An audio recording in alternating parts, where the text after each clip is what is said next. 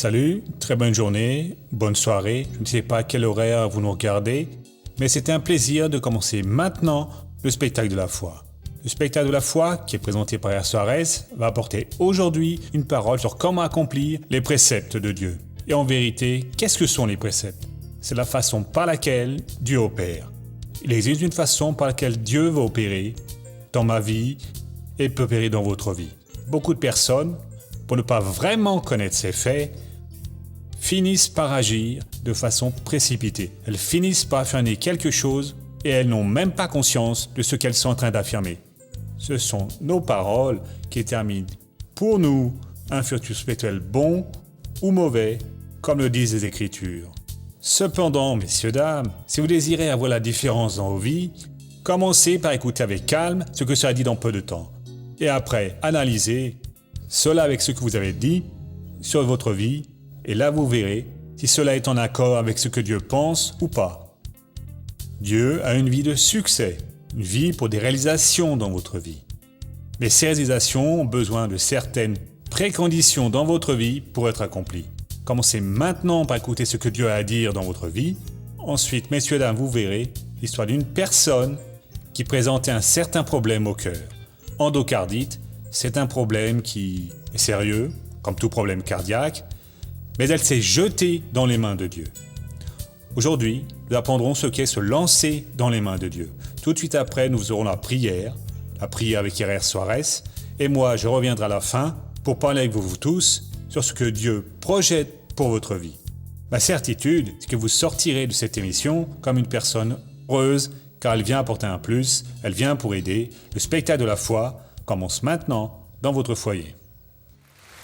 Nous sommes ici en présence de Dieu et nous allons profiter de ce moment pour recevoir des bénédictions, pour prendre possession de bénédictions, pour détruire le mal. La parole de Dieu, la foi qu'elle nous a donnée, c'est pour détruire les forteresses de l'ennemi, pour que l'on défasse les embuscades malignes et qu'on remette le peuple en liberté. Comme Jésus disait, l'Esprit du Seigneur Dieu est sur moi, car il m'a joint pour prêcher la bonne nouvelle pour les pauvres, pour remettre en liberté les opprimés, rendre la vue aux aveugles et annoncer l'année acceptable du Seigneur.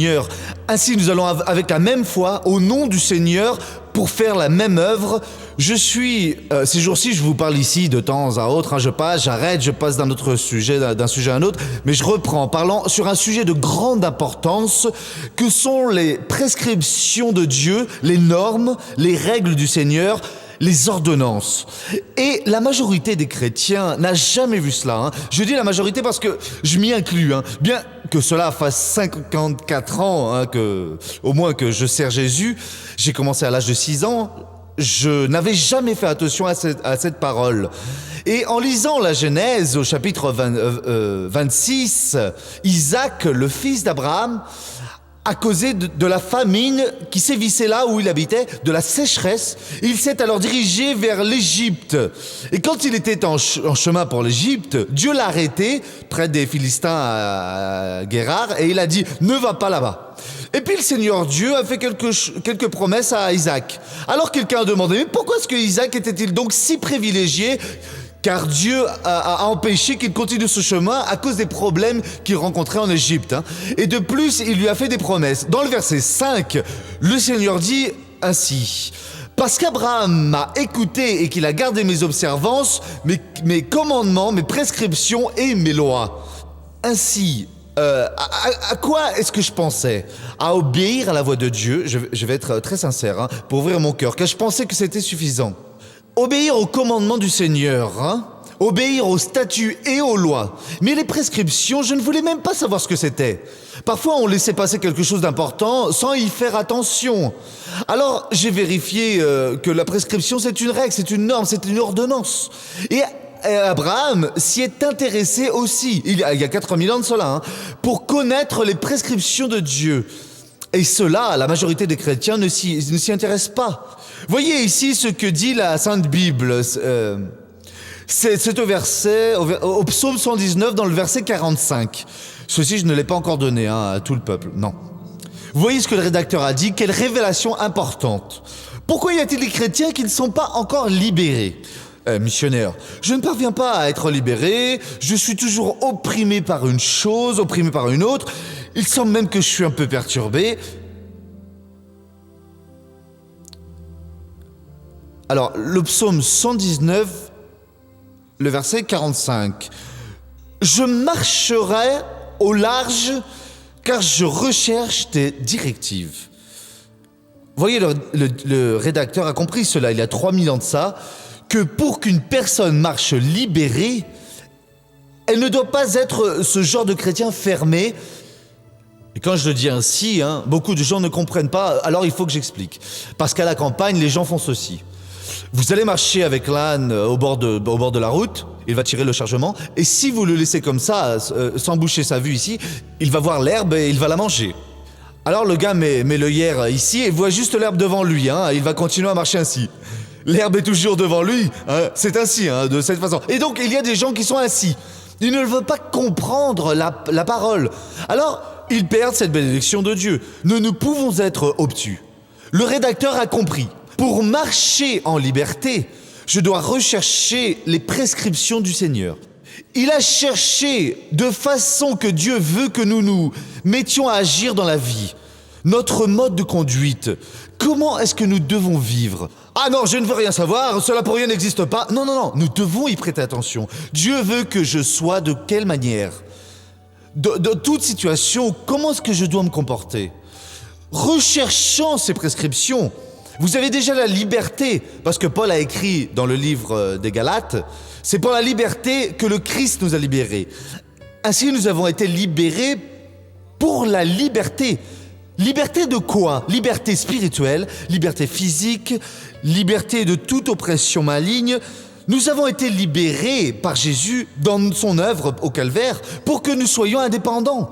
Les personnes qui connaissent Dieu, qui l'évoquent, Dieu est présent avec son pouvoir, qui détermine et fait se produire, mais pour la majorité, cela ne se produit pas. La majorité est opprimée par tel problème, par un problème X. Je ne vais pas parler d'un problème, il semble que je suis en train de donner l'exemple de quelques personnes. Et cela ne doit pas se produire avec nous. Mais missionnaire, qu'est-ce que je vais faire ? Je prie et Dieu ne retire pas ces choses. Mais le rédacteur a compris qu'il n'avait pas à prier. Il devait rechercher les prescriptions du Seigneur Dieu. Et il a cherché. Alors il a déclaré « Et je marcherai au large ». Au moment où vous comprenez comment est-ce que Dieu veut que nous nous conduisons dans toutes les situations, j'ai déjà parlé ici d'un sujet que je pense très sérieux en relation aux prescriptions. Il y a la prescription de l'homme et la prescription de Dieu. L'homme invente qu'il existe des personnes qui, après leur mort, deviennent puissantes. Et ces personnes, si vous les invoquez, si vous faites des prières pour elles vont directement à Dieu et demandent une bénédiction pour vous. La Sainte Bible n'a jamais dit cela. Cela, c'est une invention de l'homme. Si vous faites cela, vous n'allez pas être exaucé par Dieu. Dieu ne va pas recevoir votre prière. Mais pourquoi, missionnaire ? Alors, je cite mon cas ici pour ne parler de personne. Dieu m'a déjà beaucoup utilisé. Aujourd'hui, vous pouvez demander mon intervention pour que je prie pour vous, parce que je suis dans le ministère. Mais un jour, je ne vais plus être ici. Ça peut prendre 1 an, ça peut prendre 10, 20, 50, je ne sais pas. Mais tôt ou tard, je vais partir le jour que Dieu le désire. Quand je serai mort, ça ne sert à rien de prier pour moi. Comme ça ne sert à rien de prier pour aucun défunt. Pourquoi ? Parce que la Bible dit que les morts ne savent plus rien. C'est une autre histoire. Vous êtes dans le royaume de Dieu et vous ne savez plus rien. Alors, si vous restez très triste et dites « Oh, Saint Soares !» Si je pouvais l'entendre, je dirais « Oh Père, laisse-moi pincer l'oreille de cette personne-là. » Vous recevez tous un tas de pincements d'oreilles là, ou un pied dans votre derrière. Et vous apprendrez à ne plus dire d'autres bêtises. Mais la personne fait cela. Elle est empreinte d'une intention très pure. Elle est en train de penser que quelqu'un crée cette prescription. C'est cette règle pour demander... Non, la Bible dit la chose suivante. Jésus a dit, vous prierez ainsi, notre Père qui êtes aux cieux. Et il a dit ainsi, tout ce que vous demandez en mon nom, je le ferai. L'apôtre Paul a dit qu'entre Dieu et l'homme, il n'y a qu'un seul médiateur, qui est Jésus-Christ.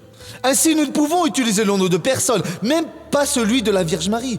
Parce que si on devait le faire, Dieu l'aurait inscrit ici. Si ce n'est pas écrit, ce n'est pas à faire. Elle est bien intentionnée? Oui. Elle est la mère du Sauveur? Oui. Mais c'est juste cela que la Bible dit. La Bible ne dit pas qu'elle est une déesse, qu'elle est intercesseur. Non, absolument pas. Alors une personne a inventé cela, une prescription de l'homme, la personne fait et ne reçoit pas. Mais si nous prenons la prescription de Dieu, comme il l'a établi, comment nous allons au Père? Au nom de Jésus. Ce n'est pas à travers du missionnaire. Vous n'avez même pas besoin de mon intercession aujourd'hui. Et je vous aide parce que vous êtes faible et que vous avez besoin d'un appui. Mais vous pouvez en n'importe quel lieu dire, Père, au nom de Jésus, je vais à toi. Vous êtes en présence de Dieu. Connaissant votre droit, vous invoquez et Dieu opère le miracle dans votre vie. Le rédacteur a compris cela et il a dit « Je marcherai au large ». Pourquoi? Car je recherche tes directives. Il a cherché, il avait pratiqué les prescriptions de Dieu et il savait qu'il allait marcher en liberté. Il y a une autre bénédiction. Ouvrez ici, s'il vous plaît, au psaume 119, le verset 93.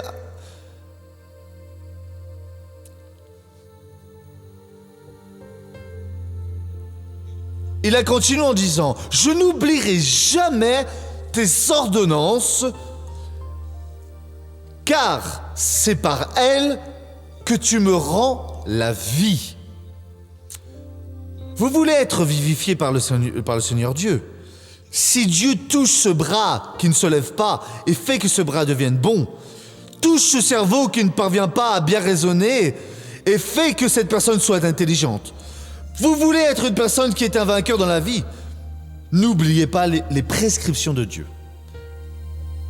C'est ici au psaume 119, 93. « Je n'oublierai jamais tes ordonnances, car c'est par elles que tu me rends la vie. » Mais vous oubliez et ne les utilisez pas. Vous ne faites pas comme la Sainte Bible déclare. Et vous inventez. Non, je vais faire ainsi. Je vais prier chaque jour avec un genou à terre et l'autre genou étant étiré. Et je ne sais comment vous allez prier. Ça ne sert à rien. Je vais prier face contre terre. Ce n'est pas cela que Dieu vient nous dire. Vous devez faire ce que Dieu vous a enseigné. Mais missionnaire, l'homme ne peut-il pas de lui-même créer un chemin pour qu'il s'approche de Dieu? Non. L'homme le plus intelligent étant le plus béni, il n'a pas atteint la base nécessaire pour avoir un contact avec Dieu. La chute a été très grande, nous avons tout perdu. Jésus a dit, je ne reçois pas la gloire des hommes. Il ne reçoit pas. Je n'accepte pas le témoignage humain. Il n'y a pas moyen que nous-mêmes ne parvenions à faire une chose quelconque. Ainsi, la parole de Dieu a été établie pour toujours au ciel. Dieu a envoyé sa parole pour nous illuminer, pour produire la foi, et cette illumination, cette foi, en croyant en elle, en agissant sur elle, cela nous connectera avec le Seigneur. Et cela fera Dieu venir jusqu'à nous. Quand la personne apprend cela, cette personne devient une personne victorieuse. Une autre chose que j'ai déjà donnée ici, mais je vais le répéter parce que je ne veux pas que vous soyez trompés d'une aucune façon. Psaume 19. Je voudrais prêcher ici durant 4 heures pour vous enseigner entièrement ce sujet. Psaume 19, le verset 8. Avec cela, plus personne ne va vous tromper. Personne. Le jour où une personne vient avec une doctrine, vous allez distinguer cela à présent. Faites attention. Les directives de Dieu, du Seigneur, sont droites, elles réjouissent le cœur. Alors, certains disent que Dieu écrit sur des lignes tortueuses. Non. Dieu n'a jamais rien utilisé de tortueux. Dieu écrit sur des lignes droites. Il écrit de façon claire sur des lignes droites. Les prescriptions de Dieu, elles sont droites. Elles n'ont pas à faire de courbes. Elles n'ont pas de seconde intention. Alors, certains disent que la fin justifie les moyens. Non, monsieur. Les moyens doivent être purs pour que le fin soit pur. Il n'y a pas d'histoire. Les prescriptions de Dieu sont droites. Quelqu'un a écrit une chose nébuleuse. Votre cœur n'a pas compris et est resté confus, vous pouvez dire ce n'est pas de Dieu. Pourquoi? Les prescriptions du Seigneur sont droites, elles réjouissent le cœur. Vous pouvez apprendre une chose qui est venue contre votre volonté et vous allez devoir cesser et être heureux. C'est de Dieu, votre cœur devient allègre. Ce n'est pas de Dieu, il ne l'est pas. Apprenez cela aujourd'hui. Vous êtes à un endroit, un individu est en train de déformer les Écritures, c'était ici, il vient avec une histoire. Je ne veux pas cela. Merci beaucoup, ça ne sert à rien. Les prescriptions de Dieu sont toujours droites. Non, il faut faire ainsi, c'est nécessaire pour obtenir ensuite... Non, je ne veux pas. Les prescriptions sont droites, elles ne font pas de courbes. Elles sont pures. Et en même temps, elles réjouissent le cœur. Vous cessez une pratique que Dieu a condamnée, heureux. Vous dites ça donnait du plaisir, ça donnait du profit, mais grâce à Dieu, je n'ai pas besoin de cela. Votre cœur se réjouit, c'est le signe que c'est Jésus qui vous a invité. Et il y a plus, le commandement du Seigneur est pur. Jamais encrassé, jamais sale, toujours pur. Il n'a pas de seconde intention. C'est la sainteté, c'est le respect de l'innocence, c'est le respect de la sainteté, c'est le respect de son prochain, et encore, il illumine, il donne la lumière pour les yeux spirituels. Quand c'est le commandement, vous voyez plus en avant, vous grandissez, et vous dites, mince alors, mais quelle belle chose que Dieu a faite pour moi. Pour revenir à Abraham ici, alors Isaac a été stoppé par Dieu. Vous pouvez lire les versets dans le verset 26. Et au verset 5, le Seigneur Dieu dit ainsi, « Tu vois Isaac, attention à ne pas dormir et perdre la bénédiction. Hein. Tu vois, je vais faire cela à cause d'Abraham, ton père. Parce qu'Abraham m'a été fidèle en écoutant ma voix, en réalisant mes commandements, en suivant mes statuts dans ma loi et dans mes prescriptions. » Pourquoi est-ce que Dieu nous a transmis tout cela? Pourquoi a-t-il ordonné d'écrire tout cela dans la Sainte Écriture?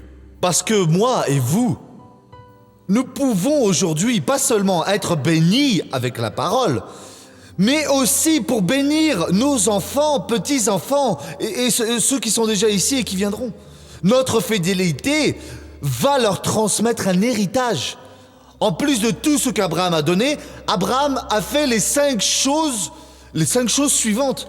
Avoir écouté la voix de Dieu, avoir obéi aux commandements, aux statuts, à la loi et aux prescriptions de Dieu. Le Seigneur Dieu allait alors bénir Isaac. S'il vous manque une partie de cela dans votre vie, Dieu ne pourrait pas vous bénir. Il faut qu'il bénisse. Ah, missionnaire, mais une seule chose, ça suffit. Non, ça ne suffit pas. Vous devez brancher une prise avec les deux broches et la prise mâle, là, elle doit avoir deux broches. Et celui-ci, le négatif, il ne sert pas. Il faut juste le positif, ça ne marche pas. Il faut avoir les deux. Et si un des triphases, il faut avoir les trois, hein, sinon ça ne sert pas. Non, mais celle-ci est une triphase, cela est une bêtise. Je branche cette autre ici, ça ne fonctionne pas. Il faut que ce soit les trois. Il faut accomplir ce que Dieu est en train de dire. Cela, ce sont les 5 phrases. Si on ne les met pas toutes, ça ne fonctionne pas. Dieu veut que vous écoutiez sa voix, le commandement, les prescriptions, les statuts et la loi. Que vous soyez complet, vous allez bien vivre parce que vous allez marcher en liberté. Vous allez avoir du succès dans la vie et les vôtres seront aussi bénis. Et pour tous, les prescriptions de Dieu, pour tous, il n'y en a pas une seule qui rend triste. Même qu'ils viennent contre une pratique que vous aviez depuis longtemps hein, et à laquelle vous étiez même habitué. Non, je ne vais pas faire cela. Cela n'est pas un comportement de celui qui croit en Dieu et votre cœur se réjouit à l'instant. Nous allons dire, entre guillemets, c'est une perte, mais ce ne l'est pas. C'est un bénéfice en cessant cette mauvaise action. Hein. C'est une perte qui vous réjouit. Vous avez plaisir de prendre cette décision. Mais la chose est devenue très sale. Elle est bénébuleuse. Elle rend confus. Vous voulez savoir une chose? Je suis hors du coup. Je m'en vais vraiment parce que ce bateau-là est envahi par l'eau et il va couler. Ce qui est de Dieu, Dieu n'est pas un Dieu de confusion. Le Seigneur Dieu est toujours très clair. Et donc les prescriptions de Dieu sont droites et réjouissent le cœur. Abraham, c'est Isaac, je suis en train de faire cela à cause d'Abraham, ton père. Parce qu'il a écouté ma voix, il a accompli mon commandement, il a gardé mes prescriptions, ainsi que mes statuts et ma loi. Et Dieu veut dire la même chose pour Soares, pour Silva, pour je ne sais plus qui vous êtes, pour Ferreira. Dieu veut faire cette bénédiction en vous. Amen. Regardons maintenant le feuilleton de la vie réelle.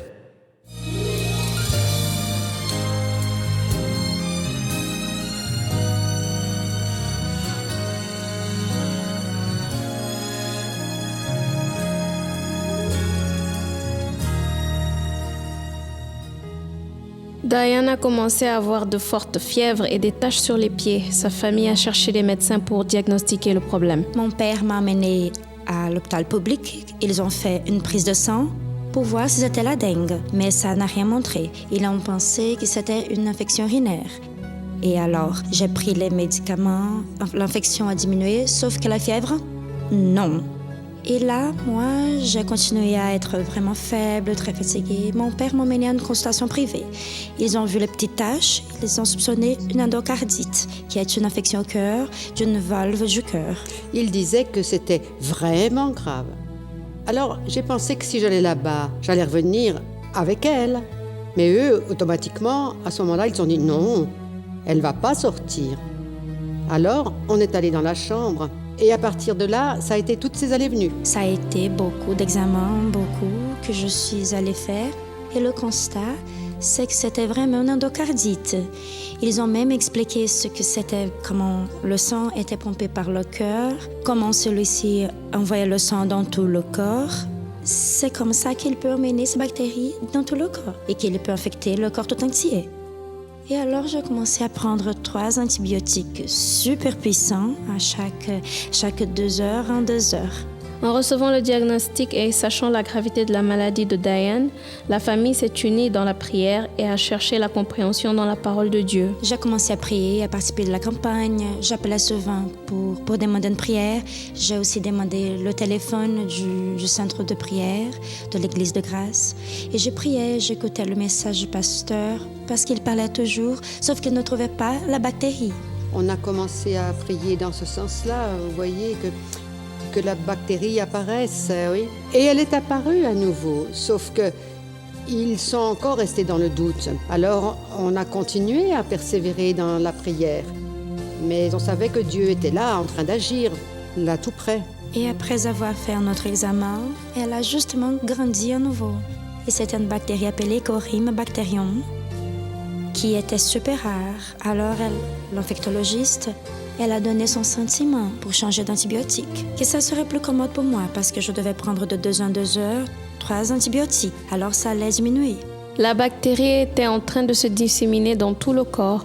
Ni les médecins ni les médicaments n'arrivaient à la combattre. Après la tête, la rate a été atteinte. Selon le diagnostic, il était nécessaire de retirer l'organe. Il disait qu'il allait retirer ma rate. Alors moi, chaque fois que j'allais faire un examen, je me souvenais de cette parole. Remets ton sort au Seigneur, mets ta confiance en lui, c'est lui qui agira.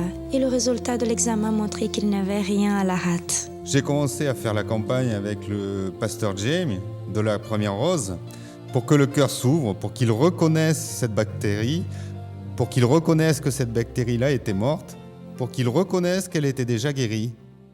Alors on a fait cette proposition qu'à minuit, on serait en prière pour que Dieu puisse toucher le cœur de mes médecins, pour qu'ils puissent voir eux aussi que j'étais guérie, que j'allais bien et que je n'avais plus rien. Le samedi matin, tout ce temps-là, j'avais jamais vu un médecin arriver à la visite le matin, mais il est arrivé et il m'a dit, voyez, vous avez 2 options.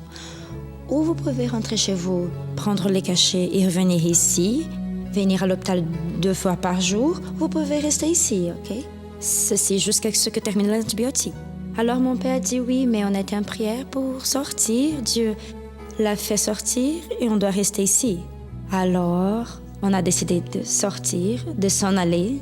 Je suis arrivée à demander, mais c'est que je n'ai rien, non? Il a dit non, la bactérie est déjà partie, vous n'avez plus rien, vos examens sont normaux. Maintenant, elle a arrêté tous les médicaments, vous savez? C'est juste Dieu parce que... voyez, tout ce que j'ai passé, de tout ce que j'ai dû affronter, les injections, les piqûres, je ne sentais rien, vous savez. C'est une bactérie au cœur qui allait envoyer le sang dans tout le reste de mon organisme et rien n'a été affecté. Gloire à Dieu. Diane, vous vous êtes accrochée à la parole de Dieu. Oui. Qu'est-ce que disait votre cœur? Quelle était la promesse sur laquelle vous vous basiez? Voyez, alors, toutes les fois que les médecins venaient pour me dire quelque chose, je récitais cette parole d'Ésaïe. Toute arme forgée contre toi sera sans effort. Ésaïe 54, 17. hein. Oui. Jésus, merci beaucoup. Maintenant, laissez-moi prier pour ceux qui sont chez eux. Père, beaucoup de personnes qui me regardent en ce moment ont besoin d'une intervention du ciel. Et je clame cette intervention maintenant. Je clame cette bénédiction. Mon Père, viens secourir, viens mettre un point final à la souffrance de cette personne. Opérez ce cœur à présent. Et je vais utiliser l'autorité que tu m'as donnée pour pouvoir bénir cette personne. Et au nom de Jésus, je réprimande tout mal, je réprouve et je dis, mal, sors de cette personne au nom de Jésus-Christ. Et vous dites tous, merci beaucoup Jésus. Nous sommes maintenant de retour pour les dernières minutes de cette émission. J'ai l'entière certitude que le témoignage de cette personne, qui a raconté qu'elle était guérie d'un problème au cœur, va vous permettre également de résoudre votre problème. Peut-être que vous avez un problème beaucoup plus grave que le problème de cette personne. Mais le Dieu qui guérit un cœur est le Dieu qui guérit une âme, qui peut transformer une personne, qui peut changer une situation. La différence, c'est d'écouter et pratiquer les ordonnances, les prescriptions de Dieu. Que sont les ordonnances de Dieu? C'est ce que Dieu révèle à votre cœur. Et Dieu a parlé avec beaucoup de personnes aujourd'hui pour qu'elles deviennent des parrains de cette émission. Des personnes qui, tous les mois, vont disposer d'une somme d'argent et vont librement, de forme volontaire, contribuer à cette émission. Vous dites, la bénédiction de Dieu est payante en aucune façon. Tout en Dieu est gratuit. Cependant, quand Dieu appelle une personne, c'est qu'il voit dans cette personne un appel, un ministère, une ordonnance pour qu'elle accomplisse cela, sachant qu'il donnera les outils nécessaires pour que cette personne réussisse. Si vous ressentez un appel de Dieu aujourd'hui pour devenir quelqu'un qui parraine cette œuvre, vous allez laisser le numéro qui apparaît à partir de maintenant sur votre téléviseur et vous allez dire à l'hôtesse, voyez, je veux plus d'informations. Je ressens de Dieu un appel pour devenir un parrain du spectacle de la foi. Qu'est-ce que je dois faire? Tout simplement, accomplir la parole de Dieu. Celui qui écoute Dieu, il ne redoute pas la mauvaise nouvelle. Il ne craint pas ce qu'il peut voir en apparence. Il demeure ferme parce qu'il a la confiance que Dieu est en train d'apporter pour lui une vie de différence. À partir d'aujourd'hui, Dieu peut changer votre vie. Relevez-vous, ne soyez pas abattus, croyez, parce que Dieu commence une bonne œuvre et il va la compléter au nom de Jésus. Bien, nous revenons un autre jour, à ce même horaire. Que Dieu vous bénisse tous et à bientôt au nom du Christ.